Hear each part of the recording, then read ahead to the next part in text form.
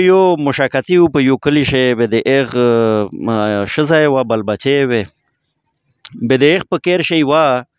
مژکه پرېږدې شوې وه لکه د میشتو سه پلیا وي اکثر په کیری شی مژکه رېږدې شي بیا هغې نه ډېر ټول کیر په تکلیف وي نو هغه مشاکتي و د ده ښځه وه ډېر زیات ځنې په تکلیف وي او ډېر زیات مطلب ده چې څه څه د باب یې غوښته بیا یوه ورځ دی هغه یو کیچر چې وي د پښتې ښه میشتو ته کیکرای ورته وایي هغه کانټېدار شی چې وي چې هغه مژک نسي نو هغه یې روړ کیر ته او په ګوډي یې شی روړ بیا هغه مژک چې و هغه داسې په غورکي شه ورکتل چې دې چې څه شی کوي او دا یې څه شی روړل بیا چې کله د هغه کاسېډ نه ریاسته او هغې نه بعد چې ده کله ولیده چې اوهو دا خو ټول چال موته ده بیا دا یې ډېر خفه شه ډېر هریون شه بیا په خیر شی یوه کوتره وه کوترې په له دا یې ورغی چې کوترې خیرې دا خو موته داسې چال یې سره جوړ کړی ده او چې ته مې څه امداد وکړې هغې ککړه په پیرې وویله چې مړه ورسه کور کوه دا شی خو یې مو څه مسله نشته دا یې تو خپله چار دو هغې نه بعد په خیر شی یو چرګ یو دا یې ورغی چرګ ته چې وریره دا خو داسې مسله جوړه ده چې ته مې څه امداد وکړې هغې ورته وویل چې یاره دا خو چې خفه نه شې مو خو په داسې څه چار نشته دا خو یې تو ذاتي مسله ده خپله ورسره ګوره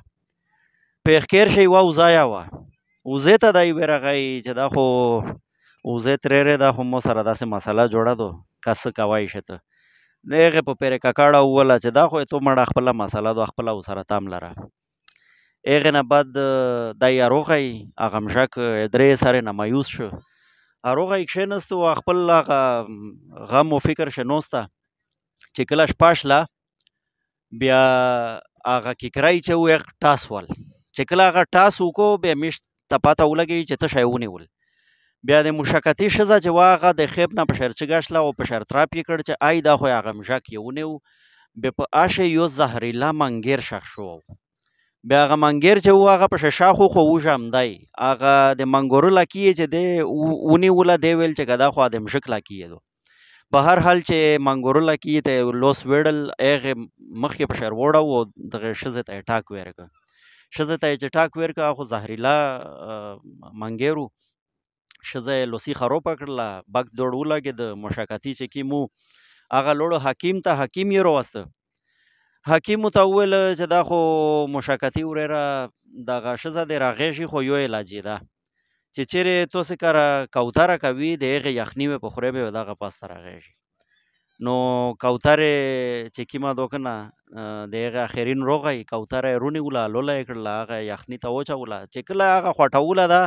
په دغه دوران شه ښځه ورمړه شله انا لله و انا الیه راجعون هغې نه بعد څه وشل چې خپلون یې خبر شل چې دا خو پلونکي خان ښځه وفات شوې ده هغه روغل ټول بیا په هغه ټایم چې کومه ده ایمرجنسي کیسه وه علمونه روغل بل ته شی وینه داسې انتظام کولی هغه چرګ یې سره ونیو هغې ته یې الول کړه چې خامخا خلک روغلي دي دغسې خو یې نشي لږی چرګ یې ورته پېښ کړه چرګ یې پسې لوړ هغې نه بعد د ښځینه خو وفات شله فاتحه وه خلک جمع شل کلر جمع شه ټول خپل پردیر جمع شل به د هغې د خاطر تواضع د پوره بل څه د مشاکتي سره درک نو هغه اوزه ورپوتې وه نو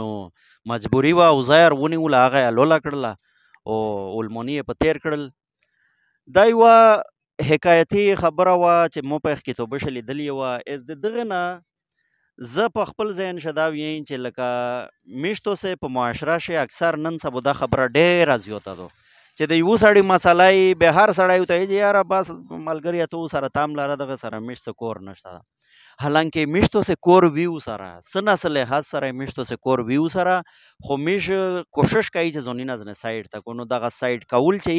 هغه د چرګ غوندې او کوترې غوندې او د وزې غوندې خپله میش ته نقصان روکوي ایک سړي ته نقصان نه ورکوي خو آسا په نقصان شي خو میش یو سره په نقصان شي اچې شي او که بچېرې میشتو سه ټولو ته ګډ شي یوې مسلې حل کولې د پوره به هغه مسلې نه هغه سړی یا خلاصېدی شي او میشتو سه ټول یا ځنې بچ کېدی شي مستقبل شي نو دغه حکایت مې تاسو د پوره تېرومول چې لږ کې انټرټین یا شي او دغه سبق یا میشتو سه ځنې واخلي او دا نصیحت حاصل کو چې کوم ملګری په میشتو سه په تکلیف وي نو ټول به ورته ترجمه کېږي او د هغه سړي د تکلیف څخه د باب وکړي. تاسو ډېره مهرباني وسلام.